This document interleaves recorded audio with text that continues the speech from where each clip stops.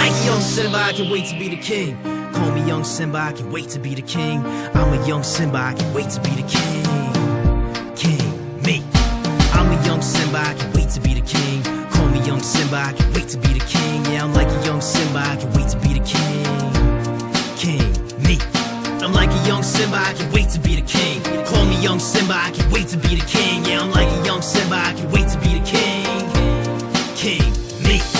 I'm a young Simba, I can wait to be the king. Call me young Simba, I can wait to be the king. Yeah, I'm like a young Simba, I can wait to be the king. King, me. Charlie Scott, lyrical therapy.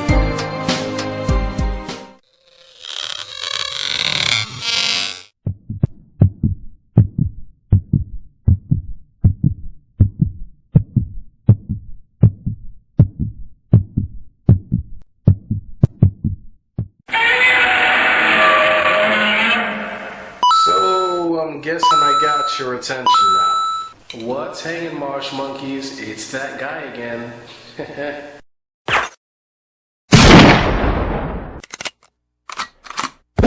So today's topic is a spotlight topic, and that spotlight is falling on the topic of the up-and-coming rapper and poet from Whitestone, Queens, Charlie Scott. Now, when I first heard Charlie Scott, I was like, what? Where was I again? Yeah.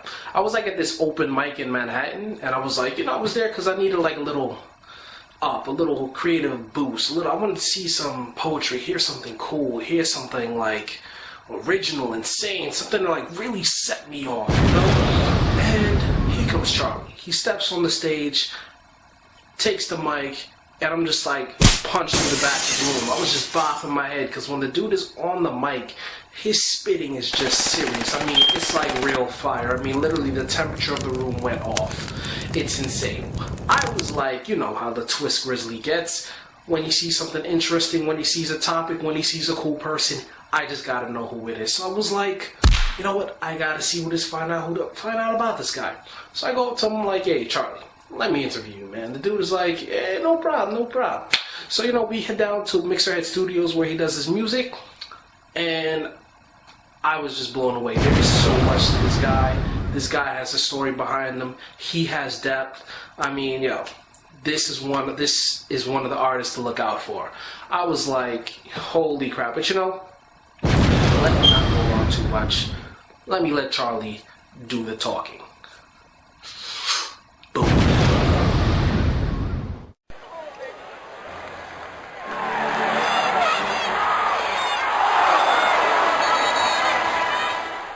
I go by the name of Charlie Scott.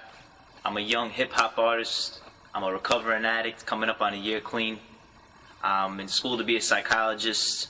I'm 22, and I'm a talented poet. I mean, I started off with poetry. I was around 6th grade. I would be in classes that I didn't really feel like participating in. So I would just write, and I started getting comfortable with rhyming. And from there, it took off to right around 17, 18, I was in a class I really didn't like in high school, and I was writing to a beat that I had in my head. I ended up plugging in the poem with the beat, and it just took off for me. I mean, I really loved it. Thereafter, I ended up getting addicted to a painkiller known as Roxy's. It's like an opiate, and I went away to treatment. It was a rehab facility in South Florida, and at this facility I was in a group with a therapist, and I had been asked to write a goodbye letter to drugs. More specifically for myself, it was a goodbye letter to these painkillers known as Roxy's. So I asked her if it could rhyme, and I ended up making it poetic, and that ended up turning into a whole song known as Dear Roxy.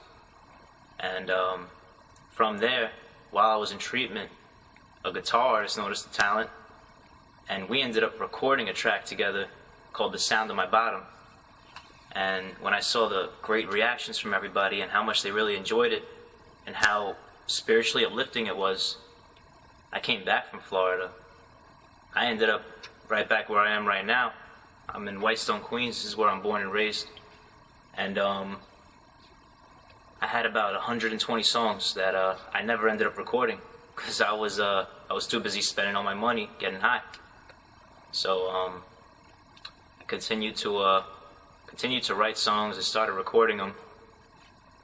Recently ended up dropping my lyrical therapy mixtape, which is I mean, it's beyond incredible. I'm not one to pat my own back, but I really took the crown on this one. I really liked it. And from there, I mean, I started hitting up venues. I started off with open mics, and at very well-known places like Mike Geffner's Inspired Word, which is all over, you know, New York, the city. I went to the New Yorican. I featured there a couple times already, and when people asked me to feature or headline a show, it kind of just fueled and drove me more, because it helped me notice. Because you really need those pats on the back when you're young as an artist, and it helped me like realize that people really felt what I was doing. They felt the positive music. They felt where I was going with everything, and from there it was just, I don't want to stop. My goal is to give young addicts in recovery a role model to look up to, somebody positive that they can look at and see. You know, it's how do I put it? When I was 21 going into treatment, I saw it as, I can't touch another drink. My fun is over. I'm done.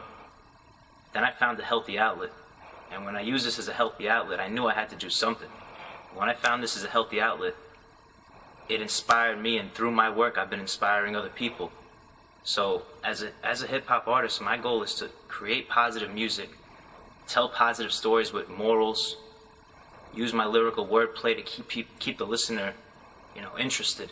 And from there, I mean, I'm in the midst of working on bringing meetings, like Narcotics Anonymous or Alcoholics Anonymous meetings, to rehab facilities tied in with my work, and also a brief lesson on how to have fun in recovery, because for a lot of young people that's a difficult thing to do and a difficult thing to picture. I mean, at the moment I'm coming up on a year clean. I've accomplished a whole lot in this past year.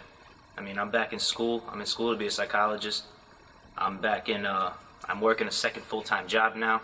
I'm conducting the show. I have a lot going on, and it all took place over the course of a year.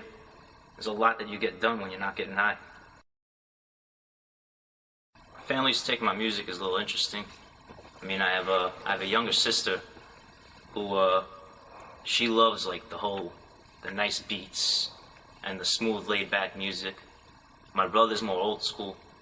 I got an older brother. He's in the military, and he's more into like MC Shan, Marley Marl, KRS-One. He likes the older hip-hop artists, but he loves the lyricism. And then I got my parents, who they're actually hearing impaired. They're both born deaf, so I signed to them. They don't have much of a taste for music, but they support me in everything I do. I mean, there was a point where I was thinking, you know, why make music? What's the point? I felt like, you know, I can make the best track in the world, but they still won't hear it. And you know, that thought left me real quick when I spoke to a few people. It reminded me, no matter what I'm doing, as long as I'm happy doing it, my parents are going to be proud of me. So, that's their take. Putting together a show. I might be one of the youngest people to ever attempt and take a shot at this, but I'm 22. And I'm making a show where I basically took my Charlie Scott's top picks. I have two dynamic comedians, a hip-hop artist, and a poet that will blow a stage away. I mean, they really know how to move a crowd, and I really feel that they need more stage presence. They need to be known. So with those four people and myself, we're going to be conducting a show called Heavy Hitters, and that's coming pretty much towards the end of February. That's our set date.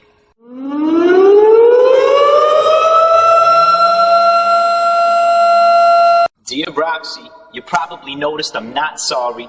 I'm already focused, you're too potent. We're not bonding, and I'm not boxing you no more, cause I'm not Rocky.